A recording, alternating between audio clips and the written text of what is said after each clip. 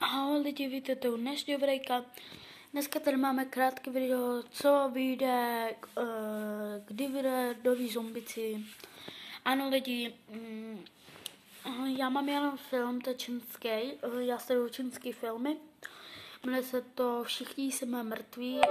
Je to zombie, jako apokalypse, je to ve škole, prostě, že musí se dostat ze školy pryč. Oni potom budou v karanténě a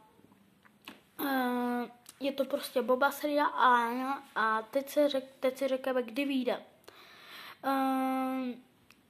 Já myslím, že už se natáčelo, takže já myslím, že vyjde někdy v roce 2023, tahletem rokem, nebo v roce 2024. Ale já myslím, že v roce 2024 a to je pro dnešek všechno.